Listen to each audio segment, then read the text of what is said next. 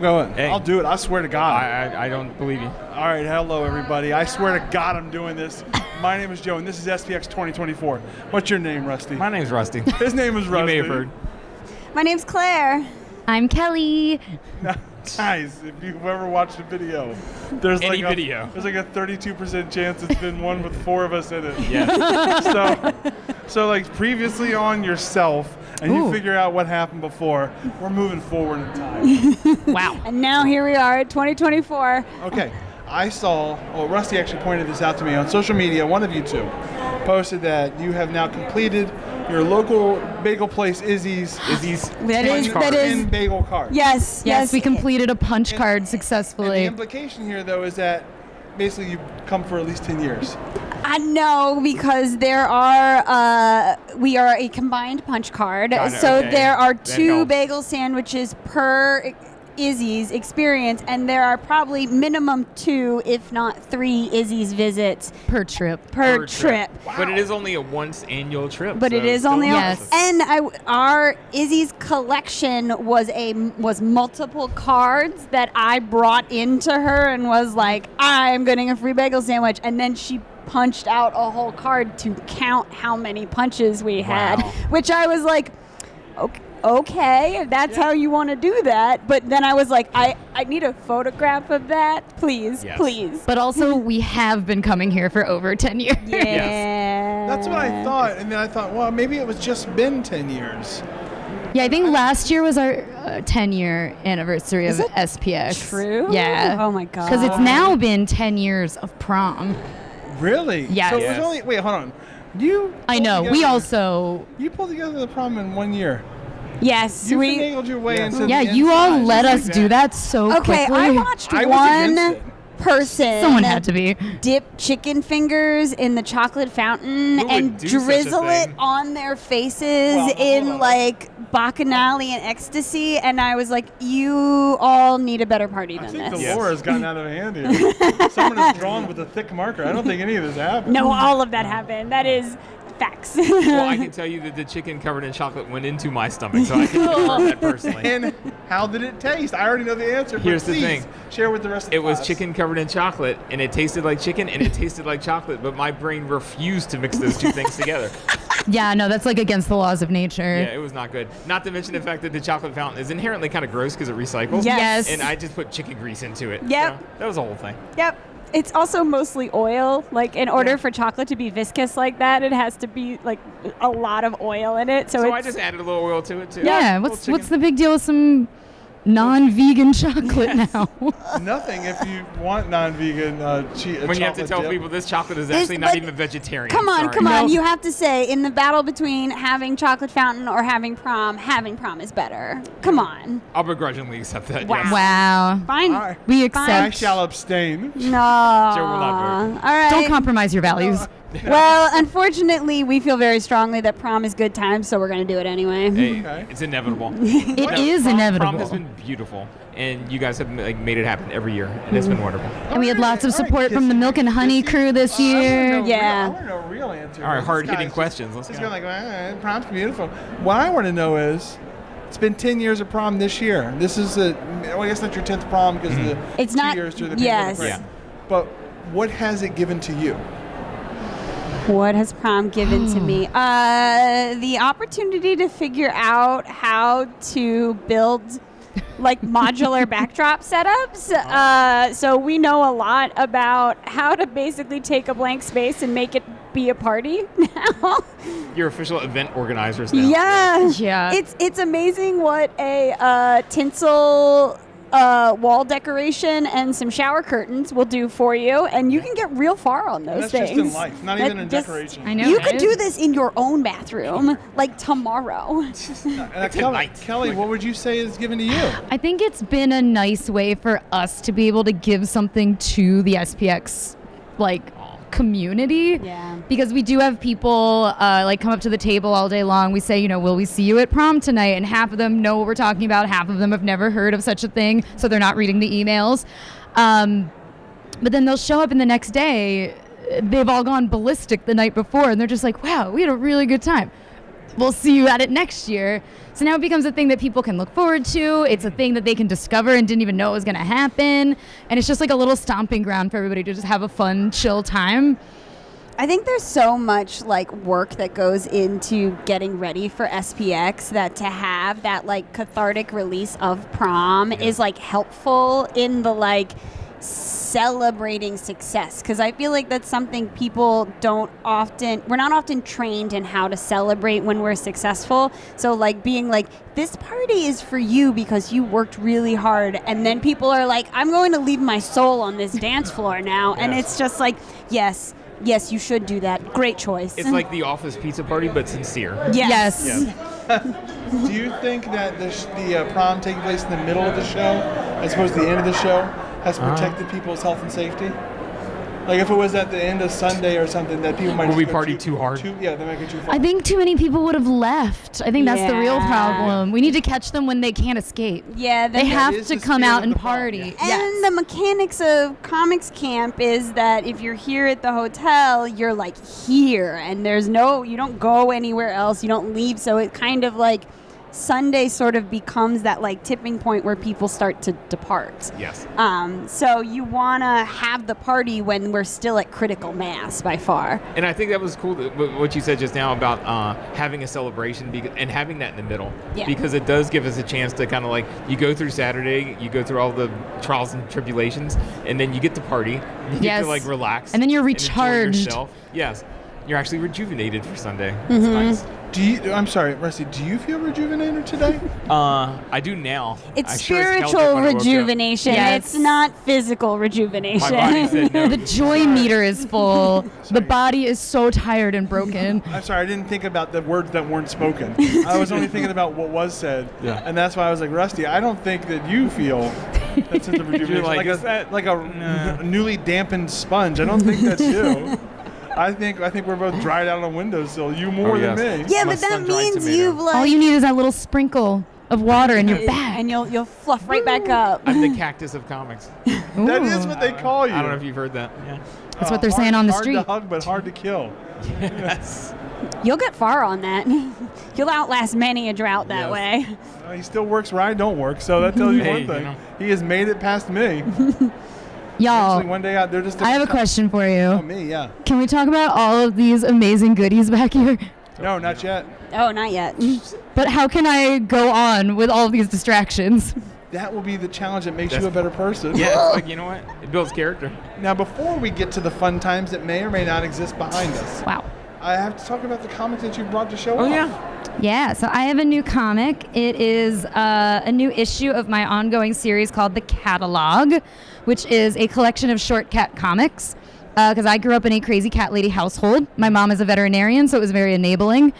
But yeah, they're just like cute, fun memories of cats that have crossed paths with me in my life. And this is the first time I got to put a new issue out since 2016. Wow.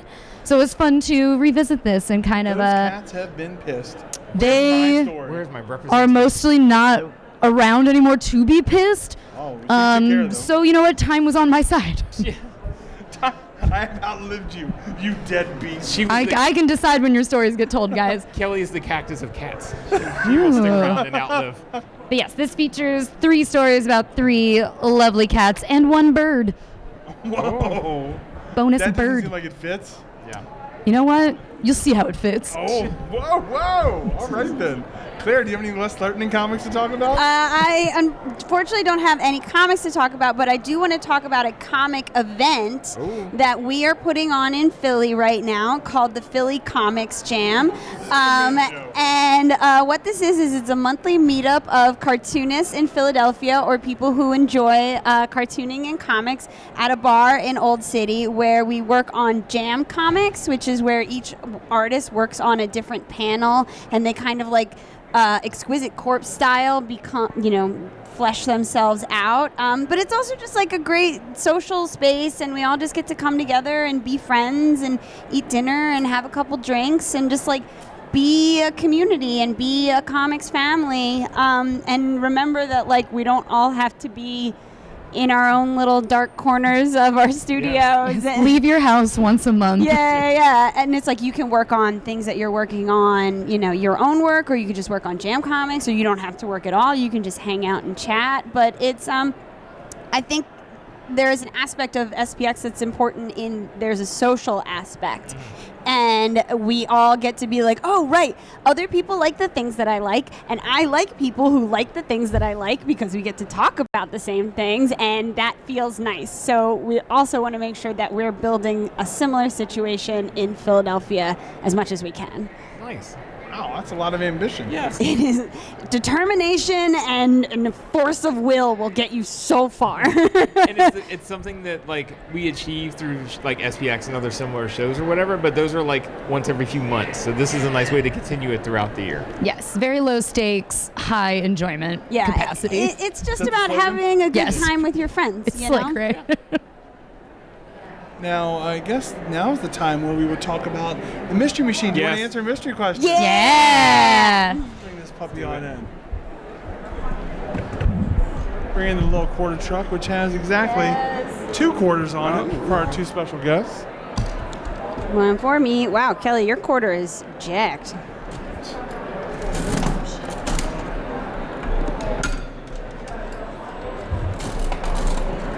I feel like I get better at this every year. Years of practice at these interviews will lead. Eventually, Wait. you'll turn pro. Yeah. I'm gonna launch the car. Yeah, there we go. Send it back. Oh, wait. Yay! Was Good really job, good. Tacoma. All right. My question Kelly, what's is, your question? do you wish you had more eyelashes? No, I have a lot of eyelashes. I've got plenty. They're sometimes in my eyeballs, and that's extremely inconvenient. Not fun. Okay. I've gotten really good at having to fish an eyelash out of my eyeball, though. Like, I am full contact on the eye, no problem, because it happens quite often. Wow. I feel like it used to happen way more in my life, but maybe in the last 10 years or so, I stopped rubbing my eyes so much, and they don't happen all the What time. you're saying is you have less eyelashes now. No, they're always coming back. Or your eyes have gotten numb to the artifacts that fall with Or them. maybe they've resisted me more, and they're like, no, we're keeping them. They're staying in now. You're going to get eyelashes for real. I know, I'm getting lashed by my eyes. Oh, man. But no, I'm good. So no more. I don't need more. Unless they stop growing back, then I'll definitely need more. Would you like fewer? I think I have an adequate amount of eyelashes. You're comfortable? Of the many problems that I have with my physical form, this one's pretty good. Now, that's a pretty strong stance to take regarding eyelashes, but I think we'll accept it. Yeah. I appreciate your support. It's barely there, but it's yours. I'll take it. Now, Claire, what's your question? My question is, what does a British version of you sound like? Now, just set the table because I want to put this in the video. Okay. This is almost entirely exists because of Rusty's incredible, by all accounts, incredible Australian accent. We've heard it. Oh, when you hear it, you're like, wait a second, is that Australia around the corner? Yeah. Was Was that isn't. a kangaroo speaking? No. So we were on a road trip. We were going to Toronto, the TCAF festival, and Rusty wanted to talk about one of our friends who was Australian, and he did an accent, and it was spot on is what it oh was. my God, It's indescribable. Yeah. it is indescribable. And so then Rusty thought he did good. I know, I just nailed it. I hear I did Whereas not good. myself and our other buddy Jared were like, wow, that was a crashed rainbow, Unfortunate, man. That yeah. was just not right. And so now he's modified it. Now it's more Ooh. cartoonish. Kind of leaned into it. Now he's no longer trying to do a good one, Yeah. but my friends, what you're about to hear, the only reason this question exists, but I'm still going to hold her to do it. The only reason this question exists is for this moment here. Rusty, please show everyone, the world around, what your Australian accent is. So this is my Australian accent. Whoa, Crocodile Dundee, what you doing? Well. And you may have thought There's an like entire continent of the world that is A offended hat right like now. materialized on your head, and a knife was on your belt loop all of a Yeah. sudden. like you were like, was that actually a soundbite of Steve Irwin, the crocodile? He's back. He's among us again. His spirit is Reincarnated inside me. within you. Yeah. You were possessed. Now, Claire, in that same vein, let's do it. What's a British version of you sound like? You can only excel now. Just nowhere to go with So, This is terrible so far. I Very American. I'm very bad at accents. Okay, yeah. So I'm not even going to play this game. But what I am going to do is I'm going to tell a story, and in that story, I will use an Australian accent at one point. All right, yes. So I was in Australia over Christmas and New Year's this last year into this year, which is amazing, and in a place that everyone should go. Save your pennies, make the trip. It's phenomenal. Where were you in Australia? We went to Sydney and Melbourne, and it's a very difficult place to get to for an American, but it is an incredibly easy place to be. Their society is just very well set up. There's public transportation, there's public bathrooms, there's public water fountains, there's parks, the museums are free. It's awesome. And then all of their like flora and fauna and like their birds are completely foreign. So like their forests are eucalyptus forests, and then there's just like the birds that wander their parks in their cities are ibises. They call them trash chickens. Oh, with the like spear. Yes, beaks. yeah, like the long curved beak, and I'm like, that there is an Egyptian god that you're mocking. So I was in Sydney, and I had to go to the post office in order to purchase stamps in order to send postcards back to the United States. That's one of the things I like to do when I travel. So I'm there, and I'm buying my stamps, and the woman at the counter, when I'm there, I have an accent, right? And people, it was funny, they would like hear me talk, and you would see them perk up when they would hear me. And she'd be like, she was like, you're an American. And I was like, yes. And she was like, where are you from? And I said, I'm from Philly. And she goes, Philly, that's where all the toughies are from. Toughies. And I told her that we like to keep our teeth sharp. So that's what I got for you. I like that there's Philly respect around the world. Yes, Like, yes. We are known. recognized. We are known. Just to put it out to Kelly, did you want to try a British accent? I was going to say, I will participate in the Australian accent game. Oh, word. Everybody's afraid of the Brits. You know what? Fuck them. Sorry, categorically, Britain, you done some shit. But yeah, no, there's a line that gets recited often in my household that includes an Australian accent, and it's because I watched this show during the pandemic on, it's a competition show between like Airbnb hosts. I forget the name of it, but I'm sure it's easy to find. It takes place in Australia. There's only 2 seasons. And there was this one season where there was a mother-daughter team that had a house in Bondi, but their whole home that they rent out to people is margarita themed. Oh, wow. To the point where they like come in and do a happy hour for the guests, whether you want it or not. And the mother named her daughter after Bondi Beach, so it's just like this mother and Bondi in Bondi. But they talk about how the happy hour is mandatory, and they're like, you gotta love a margarita. You gotta live that margarita life. And I think about that constantly. But do you agree with it? Yeah. Yeah. I would go to Bondi and I would stay in that house and let that lady serve me So mediocre margaritas. you do have to love a margarita. Yes. And have 2, to. you gotta You gotta live that margarita life. Thank you for bringing the Yes. accent back. Now, before we end the interview, there's obviously something we haven't done yet, which is talk about what websites people should go to. Oh. I'm gonna keep pulling the rug, guys. The twists and turns keeping me Where going. can people see stuff about you on the internet that you would approve of? So I'm available on Instagram under Claire Catherine, which is Catherine with 2 A's. And then our joint publishing project, Dirty Diamonds, is available on the internet at dirtydiamonds.net. And you can find me at kellyphillips.net or on socials at kellypcomics. Okay. I'll be honest, when you said Claire Catherine with 2 A's, I pictured Catherine. Yep. It's Claire Catherine if you want to like phonetically spell Wanna it. be a jerk, Which let's do no. Catherine. So my father calls me Claire Catherine sometimes as like a pet name. So did you just call my dad a jerk? Oh yeah, sorry. Oh, yeah, totally. Sorry, was that not clear? You're also correct. So Like, good, just checking. There was a joke on some show, I think it was the She-Hulk show, where there was some character's name that was spelled incredibly wildly, and they're like, Was it Madison? yeah, where it's like Madison with 2 Y's, and they're not where you expect them. Okay, now's the time. Is it? is this it? Is this a surprise? Yeah. So This is what we call prizes. It's Australian. that's right. This is the prize gallery. Yes. Something new for the year 2024, inspired by a TV show I watched. It's a prize gallery, all with prizes that our heads adorn in some form or fashion. Guys, let's take a look to the back. Oh my We have a set God. of 4 coasters. We have a pot holder. We have. I'm going to go ahead and throw in because nobody wants the placemats. So there's a set of 3 placemats to go for whoever wants them. I didn't see them. There is a before jigsaw now. puzzle. There is a tea towel. There's a shopping bag and a keepsake box in which you can Keep your sakes. keep your stakes in that keepsake Yeah. box. Folks, which prizes do you want? Okay, I'm going to admit that I also saw someone going around with the blanket on the floor. So- I'm pretty sure Claire Connolly Claire took Connolly the... got it. And I was like, I've been eyeing that up all weekend. I'm so mad. But it went to a Claire, and that's all I need to know. Yes. That was It's what well she said. represented. I said, I think another Claire might want this. And she said, I'm a Claire. And that was it. And you're like, That's how you lay your correct. claim. You're right. Represent. I would like the box of secrets. Oh, nice. Thank you. Wow. Keepsake box is yours, Enjoy. Kelly. I need the too hot to handle. All right, so you're gonna It's get the pot it's holder. just so. I can't move in this chair, but I will grab it. Yeah, It's yeah, full of sure. secrets. And wait, I will keep it safe. we have something for you guys. What?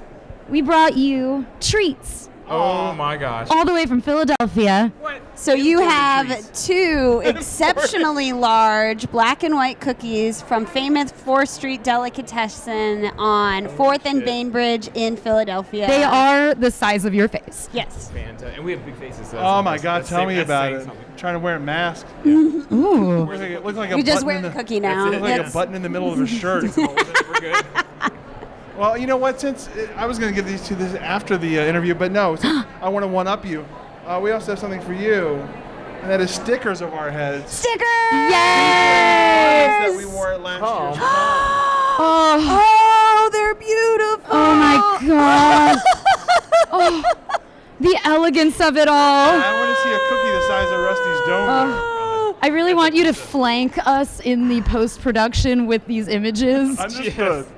Just These are so Rusty. It's your eyes sticking out of the Yes, mask. With the lights. Joe, the assortment, the entanglement of so many pearls, truly glorious and unprecedented. Okay, you guys consistently go like, oh, there's a prom theme. I go hard, and I really appreciate that. I about think I've both of always you. gasped upon seeing y'all at prom Joe in the just said best last way. night, he was like, one of my favorite things is seeing people's reaction to your outfit when Yes. you first show up. Yeah, it's Yes. wonderful. I And love I'm it. like, it's very fun. And I It know, that, I truly- know he gets excited as the show draws near.